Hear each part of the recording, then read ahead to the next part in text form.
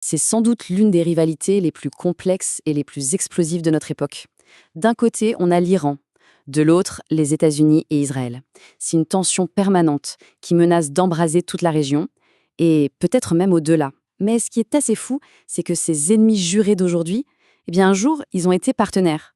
Alors pour comprendre comment on a pu en arriver là, il faut faire un petit retour en arrière. La grande question, c'est donc celle-ci. Comment est-ce que ça a commencé? Comment des alliés, même discrets, ont-ils pu devenir des ennemis aussi acharnés, engagés dans un conflit qui semble toujours sur le point de déborder? En fait, la réponse n'est pas simple. Il n'y a pas eu un seul événement déclencheur. L'histoire de cette rivalité repose en réalité sur deux fractures historiques majeures, deux moments clés qui ont tout fait basculer et dont les conséquences se font encore sentir aujourd'hui. Alors voici notre feuille de route pour décrypter tout ça. On va d'abord parler de la première grande fracture, celle entre l'Iran et l'Amérique.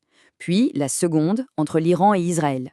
On verra ensuite comment le conflit a évolué vers une guerre par procuration, avant de s'envenimer avec l'escalade nucléaire, et on terminera sur l'équilibre très très précaire de la situation actuelle.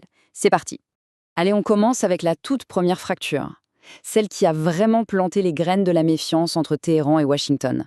Et pour ça, il faut remonter bien avant la fameuse révolution islamique de 1979. Tout débute vraiment en 1953. À l'époque, l'Iran a un premier ministre élu démocratiquement, Mohammad Mossadegh. Il prend une décision historique, il nationalise l'industrie pétrolière iranienne qui était sous contrôle britannique. Évidemment, ça ne plaît pas du tout à Londres ni à Washington. La réponse est immédiate. La CIA et le MI6 organisent un coup d'État, l'opération Ajax, et installent le Shah, un monarque qui leur est bien plus favorable. Pour beaucoup d'Iraniens, c'est une humiliation nationale. Et cette blessure ne va jamais se refermer. 25 ans plus tard, en 1979, c'est l'explosion. La révolution islamique renverse le Shah, l'ayatollah Khomeini prend le pouvoir et son message est clair. L'Amérique est le grand Satan. La rupture définitive, elle, a lieu quelques mois plus tard, avec l'assaut contre l'ambassade américaine. 444 jours, c'est le temps qu'a duré cette prise d'otage à l'ambassade de Téhéran.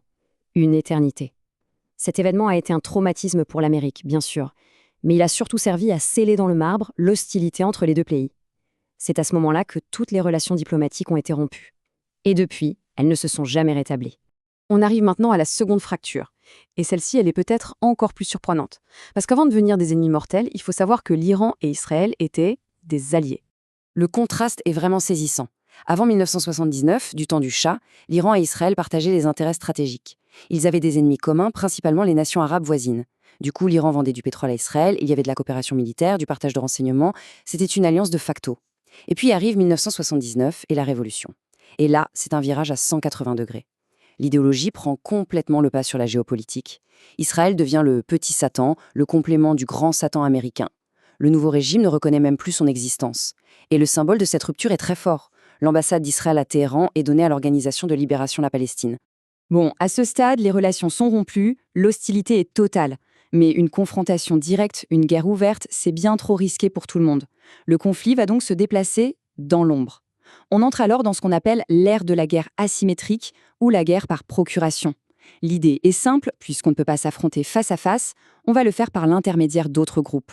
Et l'outil principal de l'Iran dans cette guerre de l'ombre, c'est ce qu'il nomme lui-même l'axe de la résistance. Alors qu'est-ce que c'est? C'est un vaste réseau de milices, de mouvements politiques et de groupes armés à travers tout le Moyen-Orient. Téhéran les finance, les forme, les équipe et s'en sert comme des relais pour étendre son influence et frapper ses ennemis à distance. Et les acteurs de ce réseau sont bien connus. Le plus puissant, et de loin, c'est le Hezbollah au Liban, qui est une véritable armée. Mais on retrouve aussi le Hamas et le djihad islamique dans les territoires palestiniens, les rebelles houthis au Yémen et tout un tas de milices pro-iraniennes en Irak et en Syrie. C'est cette toile d'araignée qui permet à l'Iran de projeter sa puissance bien au-delà de ses frontières. Au début des années 2000, un tout nouvel élément va venir faire monter la tension de plusieurs crans et changer radicalement la nature de la menace, le programme nucléaire iranien. Pour Israël et les États-Unis, c'est la ligne rouge absolue. Ils sont convaincus que Téhéran cherche à obtenir l'arme atomique.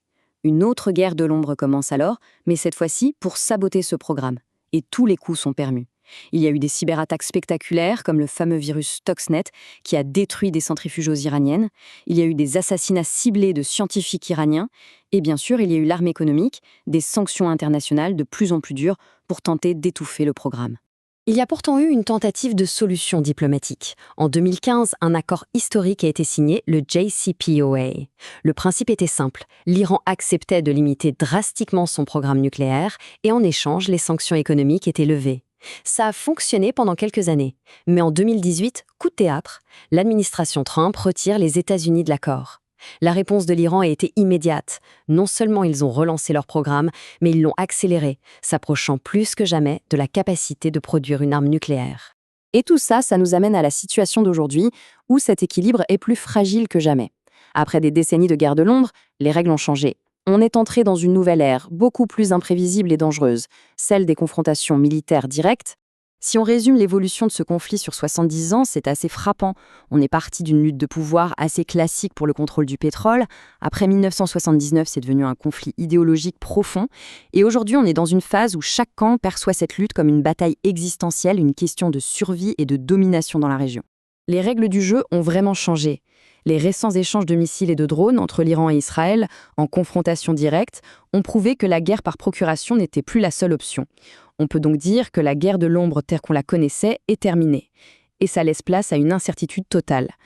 La question qui est sur toutes les lèvres maintenant, c'est quelle sera la prochaine étape ?